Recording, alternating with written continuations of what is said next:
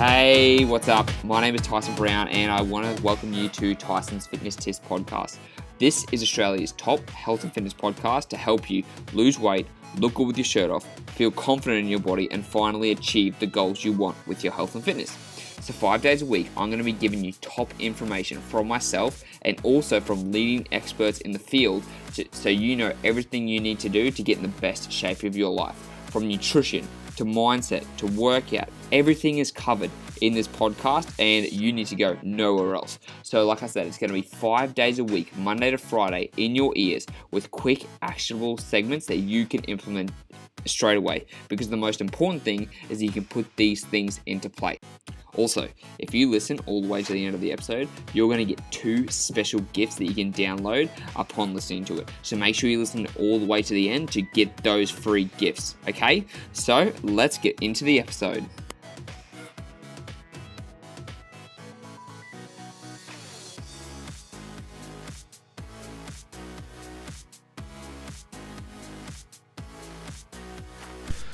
Man, oh man, I did not feel like doing this morning.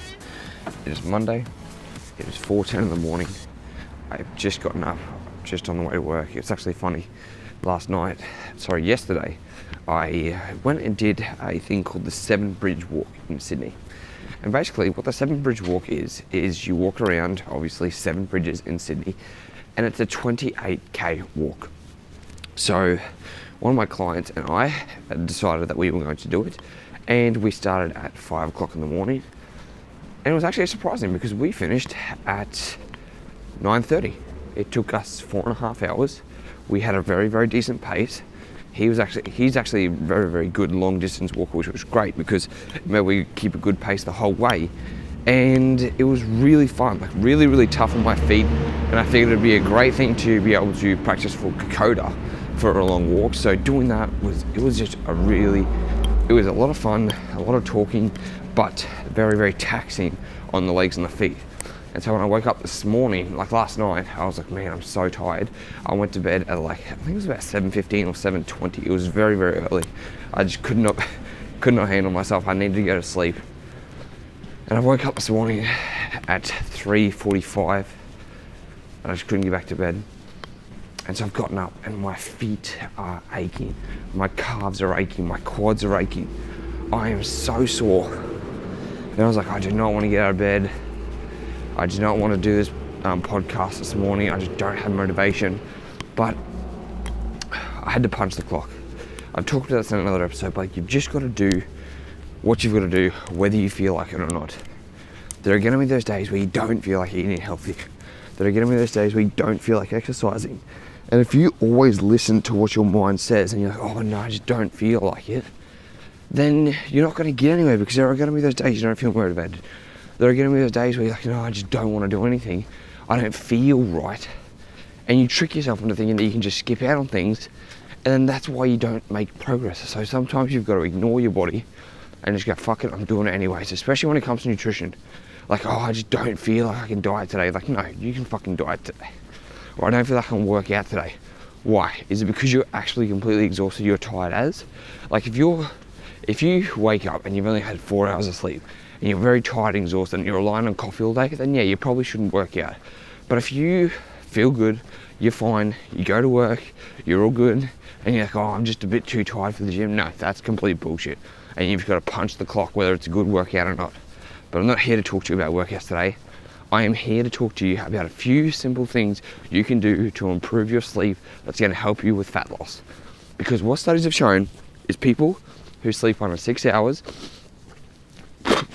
lose a lot less weight than people who are trying to diet.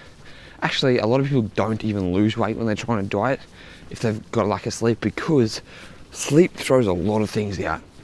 And the biggest problem with sleep is when you don't get good sleep, you wake up, what happens? You need energy. Your body starts craving energy.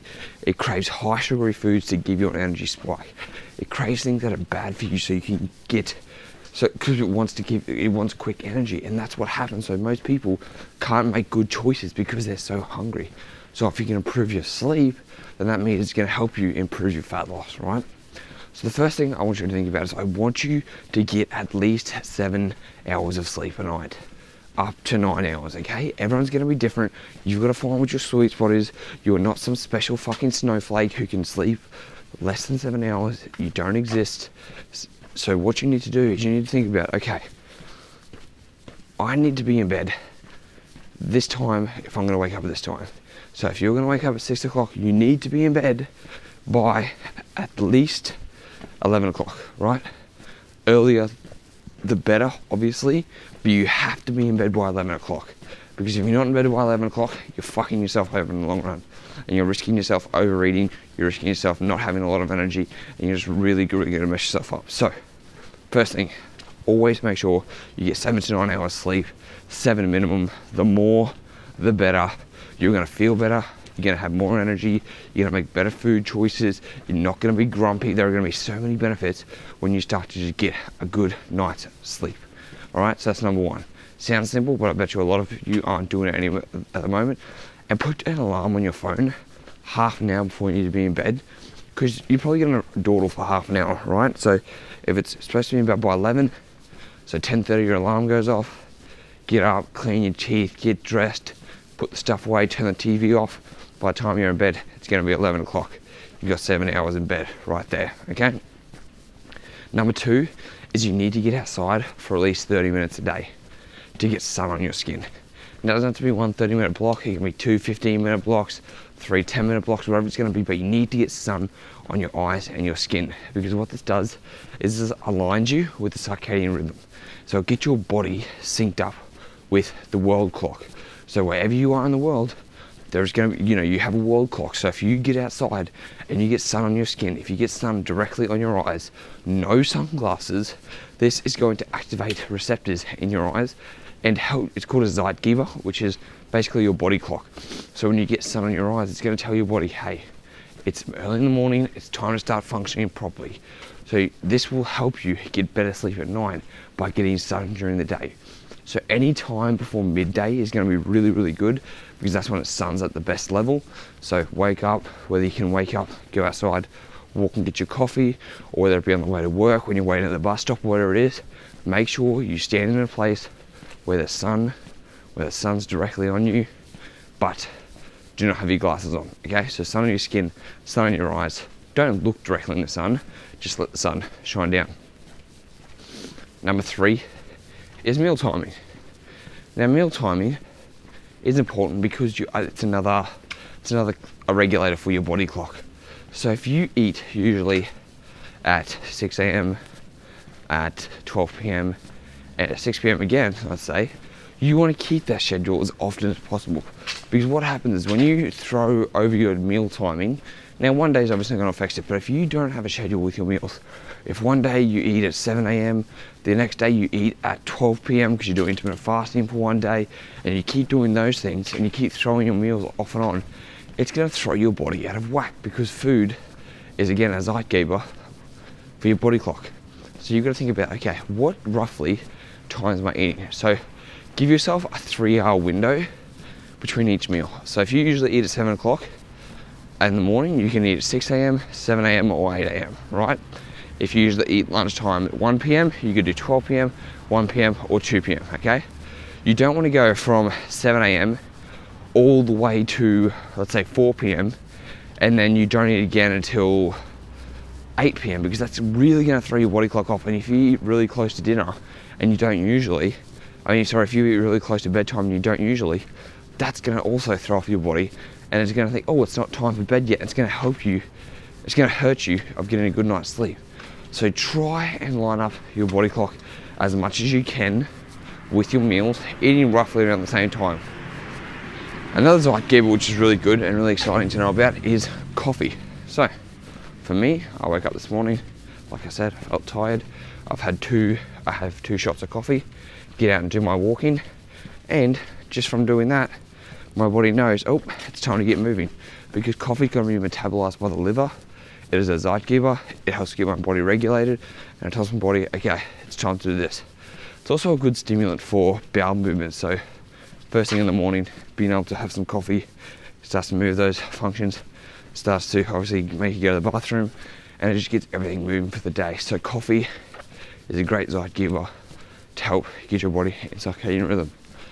And I don't really want to overwhelm you with too much else today, but if you can just focus on those couple of things and you get your body synced up in alignment, you are going to have better sleep, you're going to have more chances of losing fat, you're going to feel better, you're going to have more energy. Like, there are so many benefits to sleep, and people, we just feel like we don't need that much, and you honestly do. We're the only we're the only animal that deprives ourselves from sleep. Any other animal will go to sleep, okay? So what I want you to do right now is I want you to think about how you can implement all those into your life. So you've got drinking coffee, meal timing, sun, and being in bed 7 hours before you're supposed to go to sleep, 7 hours minimum. So think about how you can add all that into your life, and it's gonna be a lot better. So I hope that was helpful. If you have any questions about sleep, you can go back and listen to one with Sean Stevenson on one of my podcasts, or you can just send me a message, DM on Instagram at Tyson the Trainer with 2 R's. Until next time, speak to you then. Hey, thanks for listening to the podcast. I really appreciate it. So now you've listened all the way to the end. That means you get some free goodies. So what you can do is you've got 2 different options, or you can take them both. I've got an intermittent fasting cheat sheet and a high protein 20 recipe meal guide designed specifically for you in your situation. These meal plans and this intermittent fasting guide is designed to help you burn stubborn belly fat and get in the best shape of your life. So all you have to do is go to the show notes, click on the download link, and they'll get sent straight to your email address. It's as simple as that. They're completely free. They're gonna help you transform your body. So go to the show notes now and download with free guides, and I'll speak to you in the next episode.